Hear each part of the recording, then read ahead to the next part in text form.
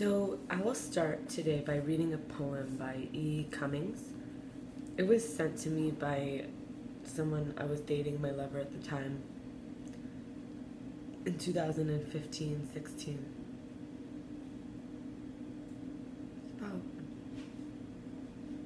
About 7 years ago.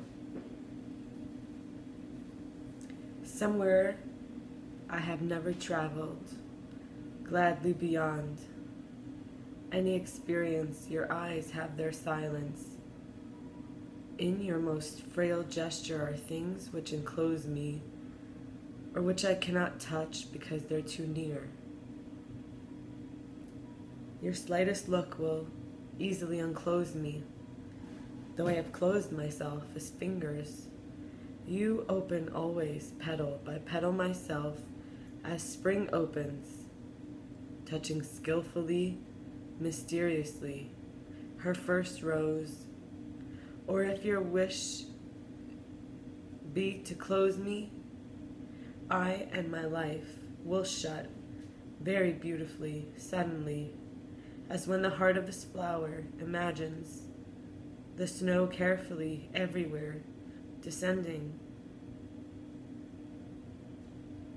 Nothing which we are to perceive in this world equals the power of your intense fragility, whose texture compels me with the color of its countries, rendering death and forever with each breathing. I do not know what it is about you that closes and opens. Only something in me understands. The voice of your eyes is deeper than all roses. Nobody, not even the rain, has such small hands. I always love this poem, and it really touches me some way. I'm going to read now some quotes by Yogi Berra. They are reminding me of those koans. In Zen Buddhism, you have these oxymoron kind of statements. You know, oxymoron is two words. You'd say like pretty, ugly. So pretty and ugly, just kidding. That's kind of like a segue oxymoron. An oxymoron is kind of like unfamiliarly, or like strangely familiar. Strangely familiar. So it's like things that don't match, but they go together. So in koans in Zen Buddhism are these phrases that sort of say one thing and also the opposite, or something else, and you just sort of like work it out. Or they can be a rhetorical kind of question or statement that doesn't seem to easily unravel. So Yogi Berra was often, his quotes were like kind of a joke, but they're also very deep in a way. So I'll read them now, and today I'm focusing obviously on language arts to some extent, like the art of language, so expression. He says, always go to others' funerals, otherwise they won't go to yours. The future ain't what it used to be. A nickel ain't worth a dime anymore. Nobody goes there anymore, it's too crowded. It's deja vu all over again. We have a good time together even when we're not together. I really didn't say everything I said. Baseball is 90% mental, the other half is physical. When you get to a fork in the road, take it. And I'm gonna go to now a different angle. So we've had two sides now. We've had a physical, right? The poem, the first one. Then we had mental, kind of, with Yogi Berra, sort of like wrap your mind around it. The first one is wrap your hands, your heart around it, right? Then, sorry, not physical, emotional. And now I'm gonna go to, no, sorry, physical, then mental. Now I'm gonna go to physical, sorry, emotional. Okay, let me start again. Started with the poem that was physical. Then I went to Yogi Berra quotes, this is mental. And now I'm going into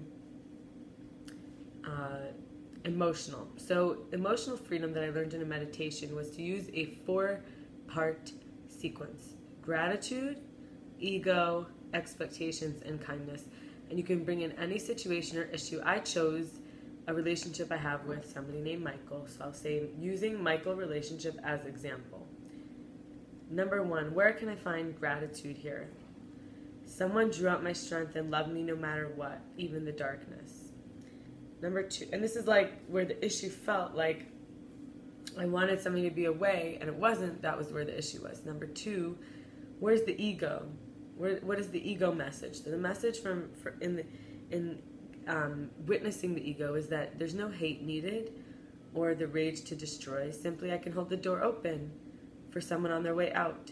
No cornering to punish for existing or for desiring. Then expectations. Number 3, forcing someone to love my ugliest parts, compulsively showing I'm undesirable so they can never get disappointed and can also never blame me for their perceptions of me later because I lowered their expectations, afraid that I'm a disappointment. And number 4, kindness.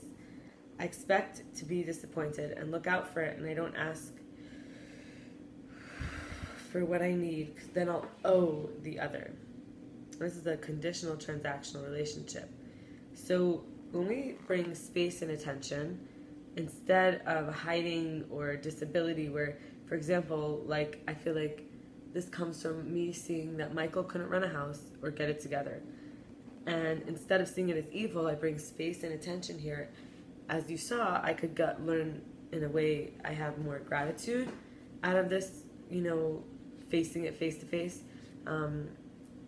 Ego, expectations, more insight to my ego, more of a handle on reasonable expectations, and an easier time with kindness. And I'm going to finish here with spiritual.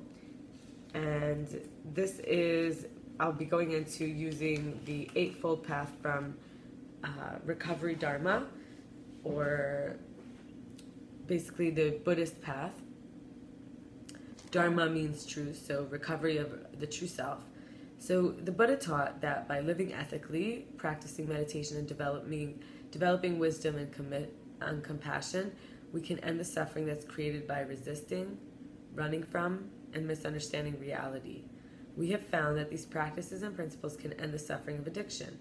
The Eightfold Path helps us find our way in recovery, and it consists of the following. Now, I want to clarify here addiction to mean dependency, suffering, constriction, self-sabotage, attachment issues. That's why we talk like this in the Recovery Dharma. I go to their meetings, sometimes we meditate together, we talk about these things, and we review the wisdom in the Eightfold Path. So I'll share it here. Wise understanding. We practice understanding that there will be pain in this life, but it doesn't have to lead to suffering. Wise intention. We're curious about why we act and cultivate skillful intentions. Wise speech. We practice loving speech and deep listening. We aim to be truthful, timely, and mindful of our tone. Wise action. We try to act in accordance with the 5 precepts. 1 is reverence for life. 2 is mindfulness of boundaries. 3 is healthy intimacy. 4 is honesty. And 5 is mindful consumption. Wise livelihood. We seek to reduce harm and increase compassion in our jobs and community. Wise effort. We devote balanced energy toward recovery and finding our own middle way. Wise mindfulness. We practice being aware of what's happening in the present without judgment. Wise concentration. We cultivate the ability to recognize distractions and maintain or regain our focus. Thank you for spending time with me. I look forward to another video tomorrow on similar topics. And I wish you well.